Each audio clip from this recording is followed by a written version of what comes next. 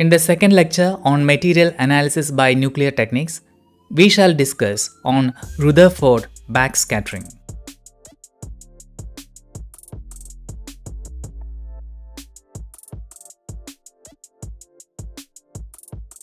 The earlier sections of this lecture is based on Nuclear and Particle Physics, an introduction by Brian R. Martin, and the Concepts of Modern Physics by Arthur Beezer. We shall begin with an understanding of the Rutherford's scattering experiment. Most scientists of the late 19th century accepted the idea that the chemical elements consist of atoms, but they knew almost nothing about the atoms themselves. One clue was the discovery that all atoms contain electrons. Since electrons carry negative charges, whereas atoms are neutral, positively charged matter of some kind must be present in atoms. But the million-dollar question is what kind and arranged in what way? One suggestion made by the British physicist J.J. Thomson in 1898 was that atoms are just positively charged lumps of matter with electrons embedded in them, like raisins in a fruit cake.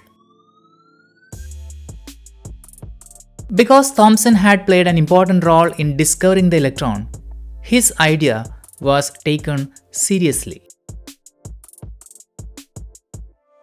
The most direct way to find out what is inside a fruit cake is to poke a finger into it, which is essentially what Hans Geiger and Ernest Marsden did in 1911. At the suggestion of Ernest Rutherford, they used fast alpha particles emitted by certain radioactive elements as probes. Alpha particles are helium atoms that have lost 2 electrons each, leaving them with a charge of plus 2e. This figure shows the schematic of the setup that was used by Geiger and Marsden. Geiger and Marsden placed a sample of an alpha-emitting substance behind a LED screen with a small hole in it, as in the figure, so that a narrow beam of alpha particles was produced. This beam then was directed at a thin gold foil. A zinc sulfide screen, which gives off a visible flash of light when struck by an alpha particle, was set on the other side of the foil with a microscope to see the flashes. It was expected that the alpha particles would go right into the foil with hardly any deflection. This follows from the Thomson model, in which the electric charge inside an atom is assumed to be uniformly spread through its volume. With only electric forces exerted on them, alpha particles that pass through a thin foil ought to be deflected only slightly, that is 1 degree or less. Contrary to their expectations, what Geiger and Marsden actually found was that most of the alpha particles were not deviated by much, but a few were scattered through very large angles, and some were even scattered in the backward direction. Regarding this observation, Ernest Rutherford commented, "It was incredible, as if you fired a 15-inch shell at a piece of tissue paper and it came back and hit you." Based on this observation, we have now the Rutherford atom model, which is schematically shown in this figure. The alpha particles are relatively heavy, almost 8,000 electron masses, and those used in the experiment had high speeds, typically 2 times 10⁻⁷ meter per second, so it was clear that powerful forces were needed to cause such marked deflections. The only way to explain the results Rutherford found was to picture an atom as being composed of tiny nucleus in which its positive charge and nearly all its mass are concentrated with the electrons some distance away. And this is known as the Rutherford atom model. With an atom being largely empty space, it is easy to see why most alpha particles go right through a thin foil. However, when an alpha particle happens to come near a nucleus, the intense electric field there scatters it through a large angle. The atomic electrons, being so light, do not appreciably affect the alpha particles. The kinematics of Rutherford scattering.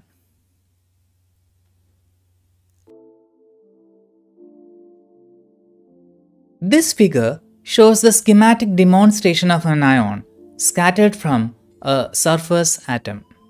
An ion with mass m1 and kinetic energy E0 having velocity v0 is incident at an angle alpha on a target atom with mass m2.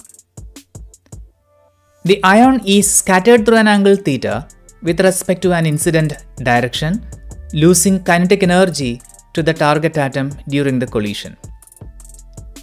The scattered ion possesses a kinetic energy E1 and its velocity is v1, while the target atom recoils with a kinetic energy E2 with velocity v2 at an angle phi with respect to the incident direction.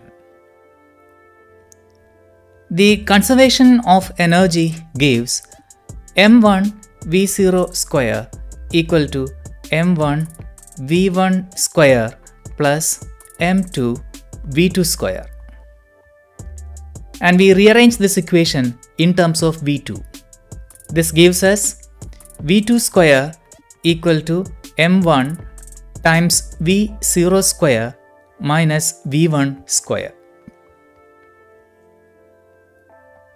The conservation of momentum parallel to the incident direction can be expressed as m1 v0 equal to m1 v1 cos theta plus m2 v2 cos phi.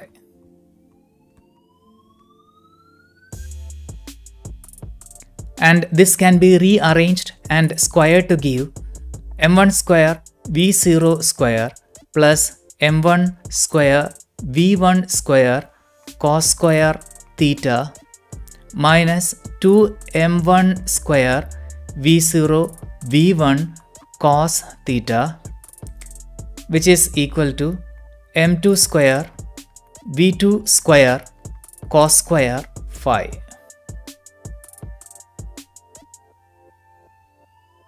Let us call this as equation 1, this one as equation 2, this one as equation 3.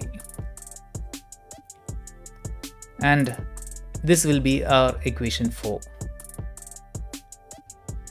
The momentum perpendicular to the incident direction is given by 0 equal to m1 v1 sin theta minus m2 v2 sin phi.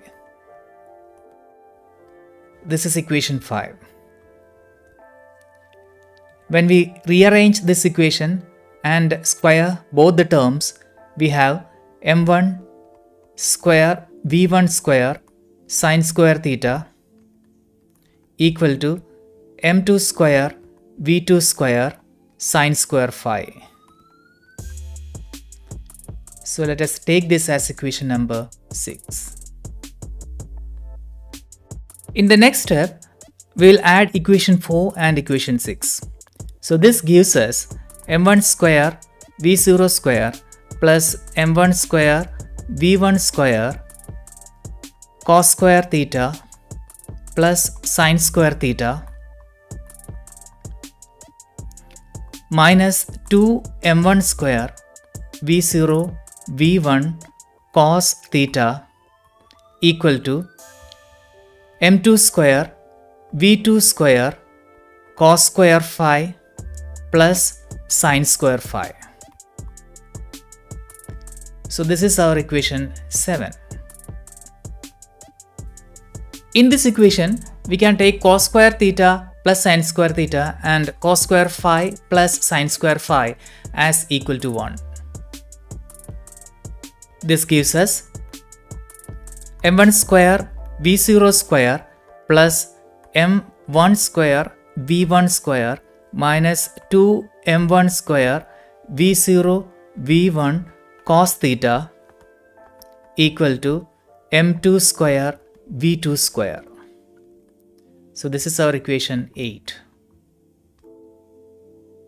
In the next step, we will substitute equation number 2 into the right hand side of equation number 8. Then we will get m1 square v0 square plus m1 square v1 square minus 2m1 square v0 v1 cos theta as equal to m2 m1 v0 square minus v1 square. So this is equation number 9. In the next step, we will divide both sides by m1 square v0 square.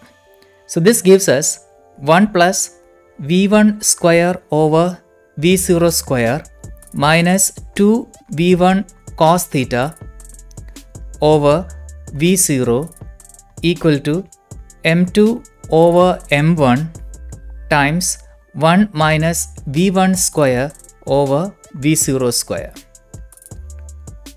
So this is our equation number 10. We'll now set m2 over m1 as equal to a and rearrange equation 10. So this gives us v1 square over v0 square times 1 plus a minus 2 v1 cos theta over v0 plus 1 minus a equal to 0. So this is our equation number 11.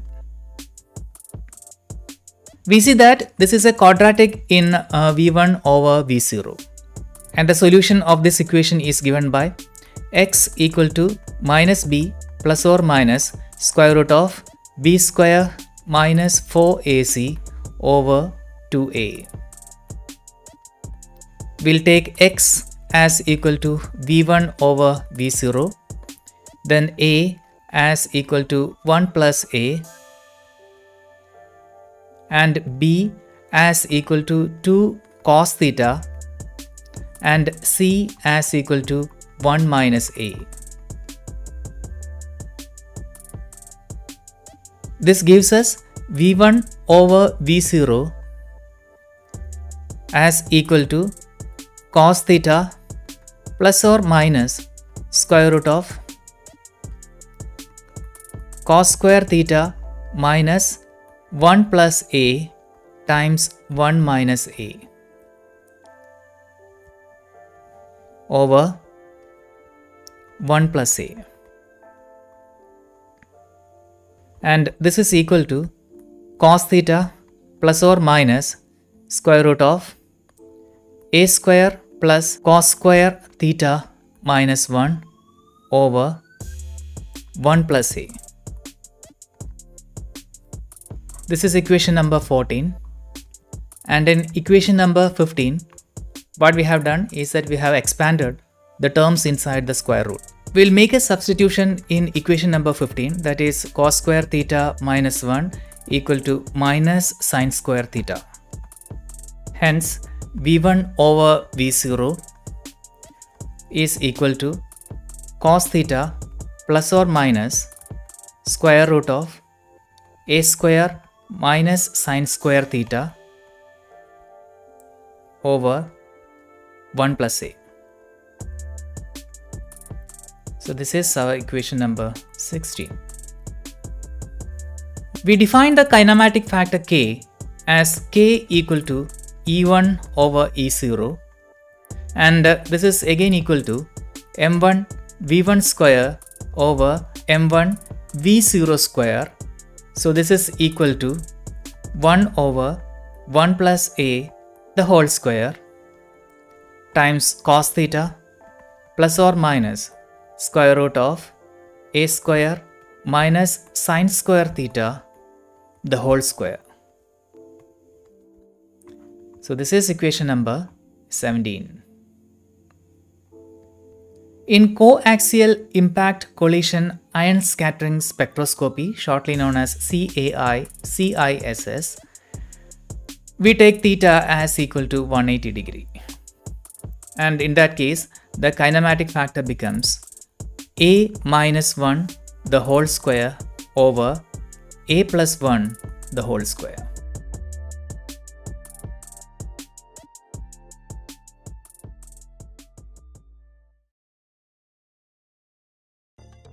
The classical theory of Rutherford scattering. In this section, we'll first try to understand what is known as the impact parameter of scattering. Consider the non-relativistic Coulomb scattering of a particle, what we call a projectile of mass m and electric charge Ze, from a target particle of mass m and charge Ze. The kinematics of this process is shown in this figure. The target mass is assumed to be sufficiently large that its recoil may be neglected. We'll assume that the initial velocity of the projectile is v. In the absence of any interaction, it would travel in a straight line and pass the target at a distance b, and this factor is known as the impact parameter. The derivation follows from considering the implications of linear and angular momentum conservation. Angular momentum conservation implies that L equal to I omega and mvb equal to mr square d phi over dt, where v is the velocity of the projectile.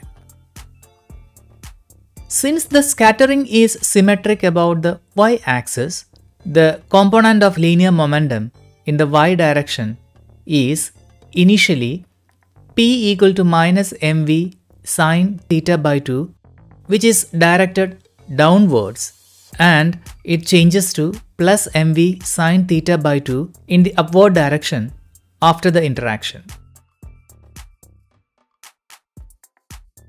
The total change in momentum in the y direction is therefore 2 mv sine theta by 2. The change in momentum may also be calculated by integrating the impulse in the y direction due to the Coulomb force on the projectile. We have the change in momentum as given by force times delta t.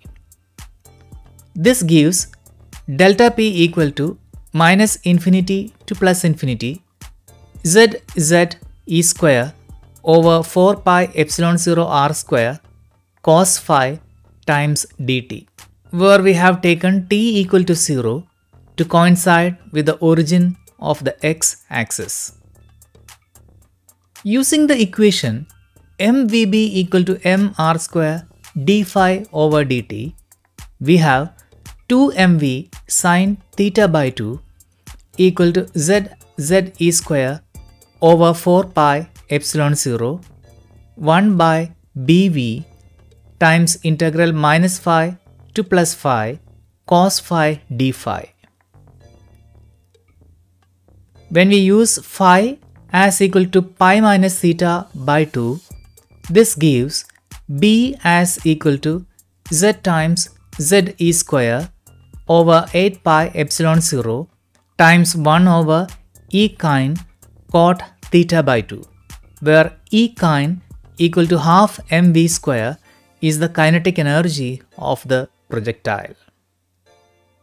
From this relation we see that smaller the impact parameter, stronger will be the Coulomb interaction and the projectile suffers larger deflection.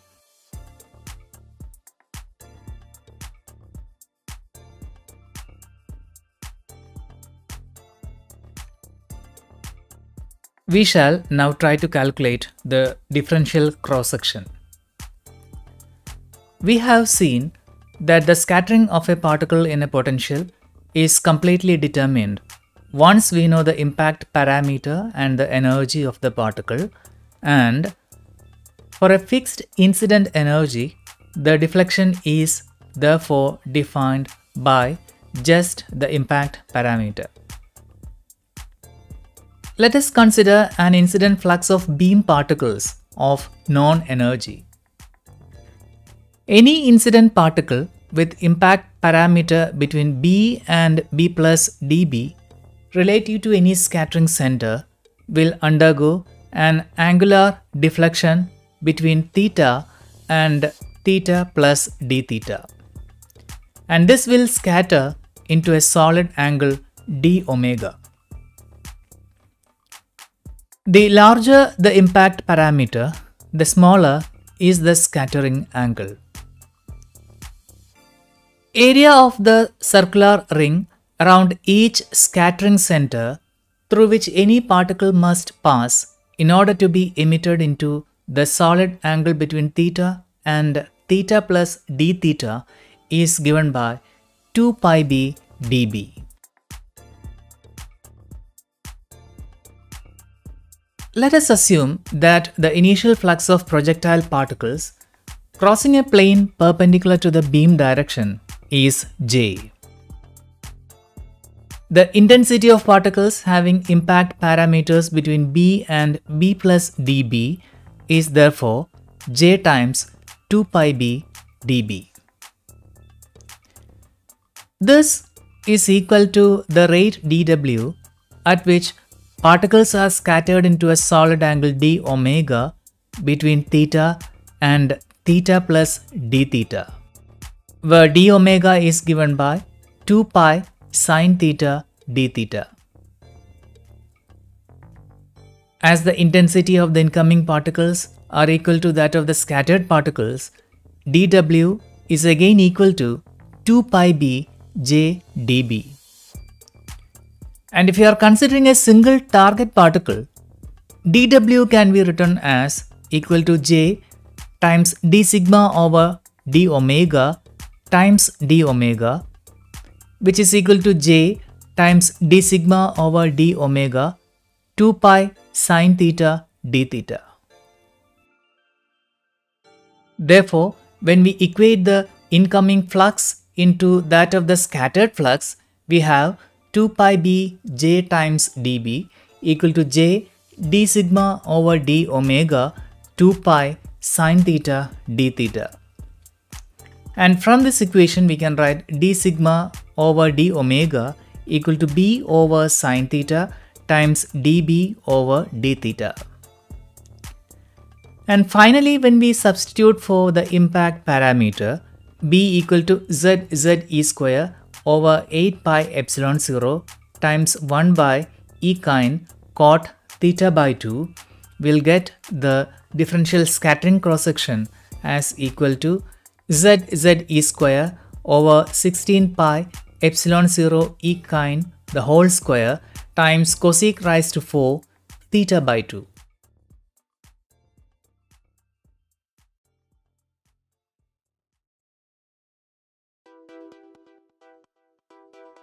Experimental setup for material analysis by Rutherford scattering.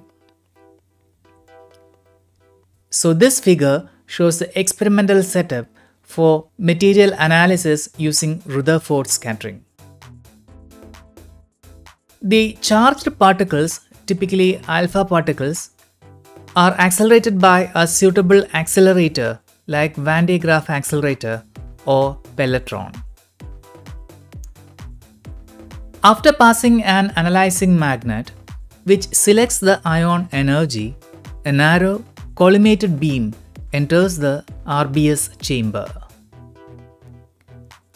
The chamber as well as the beam pipes, along which the projectile's traverse are kept evacuated to a high degree of vacuum, 10⁻⁻⁶ torr or better.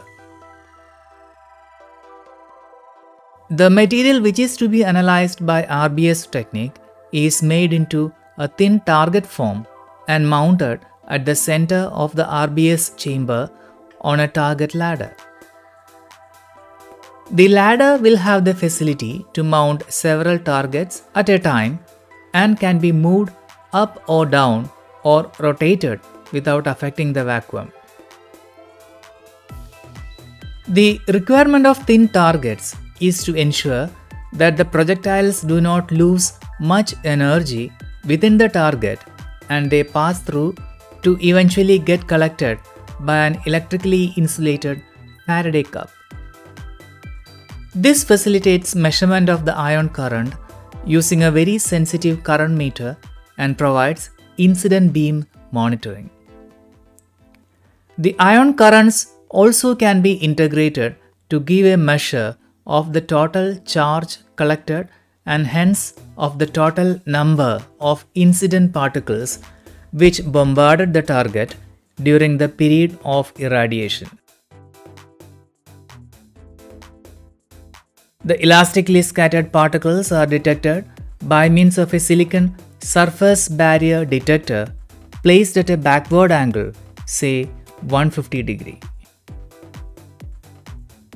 The detector thickness will be selected depending on the maximum energy of the scattered particles. The detector output signals are processed and pulse height spectrum is obtained on the multi-channel analyzer. The pulse height spectrum, in the case of a thin target, consists of isolated, distinct peaks corresponding to each energy of the scattered particles incident on the detector at the selected angle. The peak channel numbers are proportional to the energy of the particles. The detector and associated electronics are calibrated using standard radioactive sources emitting alpha particles of known energies. Using the calibration curve, the energies of the different peaks in the spectrum can be calculated. This provides information on the mass number of the various elements in the sample. And the relevant equation is EA dash equal to EA over 1 plus R the whole square 2 cos square theta plus R square minus 1 plus 2 cos theta times square root of cos square theta plus R square minus 1, where R equal to mx over ma.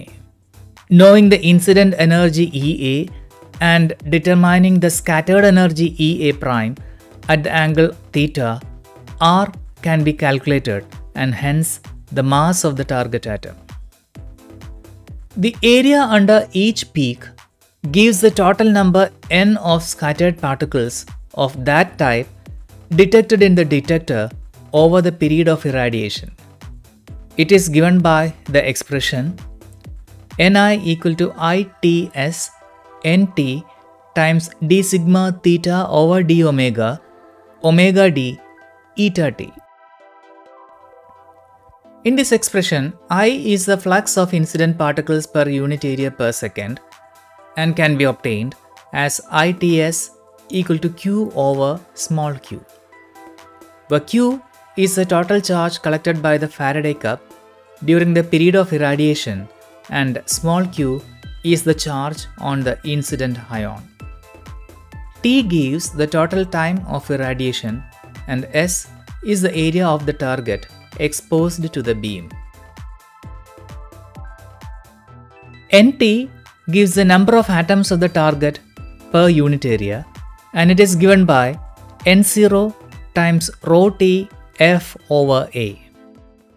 In this case, N0 is the Avogadro number, rho is the density of the target, A is the mass number of the target atom, and F is the fractional concentration of the particular atom in the target. In this expression, d sigma theta over d omega is the laboratory cross-section for Rutherford scattering at angle theta, and omega d is the solid angle subtended by the detector at the center of the targets. Eta gives the detector efficiency, and for charged particle detectors, generally eta is taken to be 1. T gives the correction factor for any attenuation of the scattered beam, and here T is equal to 1. The mass number m is given by As times Nt. Ni is the only unknown factor in the above equation, and hence it can be calculated.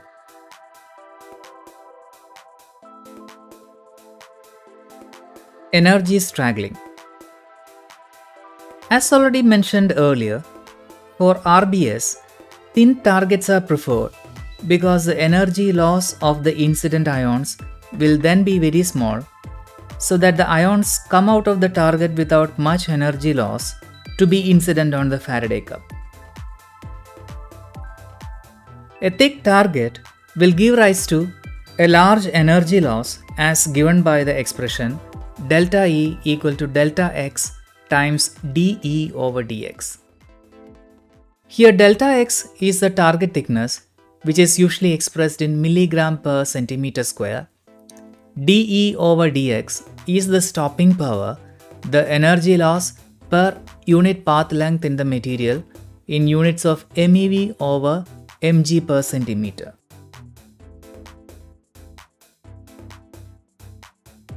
There is also yet another problem if the target thickness is large, and this is the energy straggling.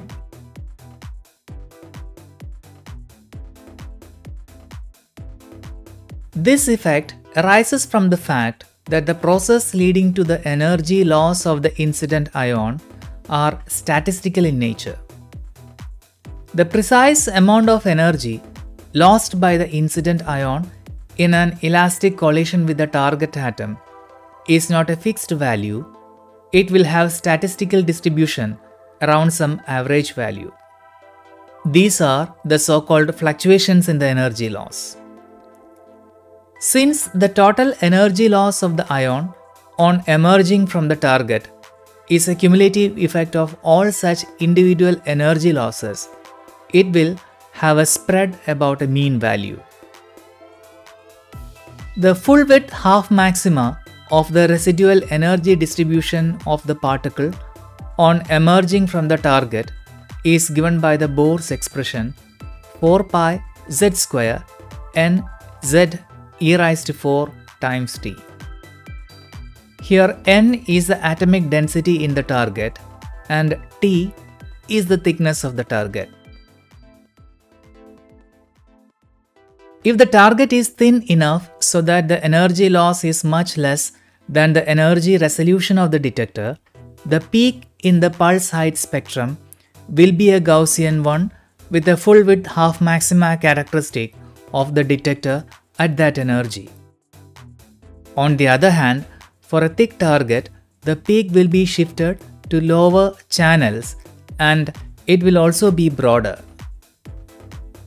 In this case, appropriate corrections will have to be made when interpreting the spectrum.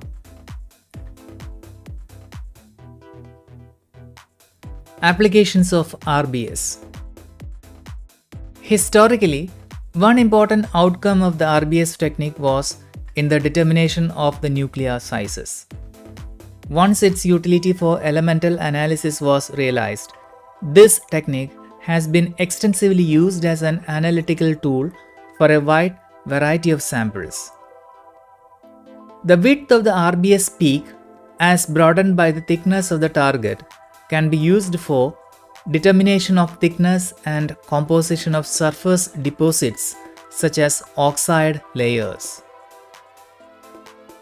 Similarly, this technique is useful in surface corrosion studies. In the case of porous materials, this method has been of immense value in the determination of the pore sizes. much smaller pore size can be accurately measured as compared to other conventional techniques.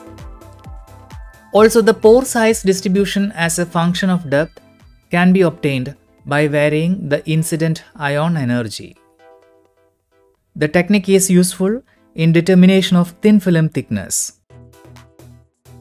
Another application is for the study of diffusion profiles at or near the surface of solid materials, and also for the study of ion implanted layers. In biological field, the RBS technique has been successfully used for analyzing various types of samples on suitable backing materials. In particular, the ability of the RBS method to clearly separate two isotopes 12C and 13C of carbon is quite important in the study of some biological samples. RBS technique forms a potentially useful complement to PIX methods, which are normally confined to Z greater than 12 or so.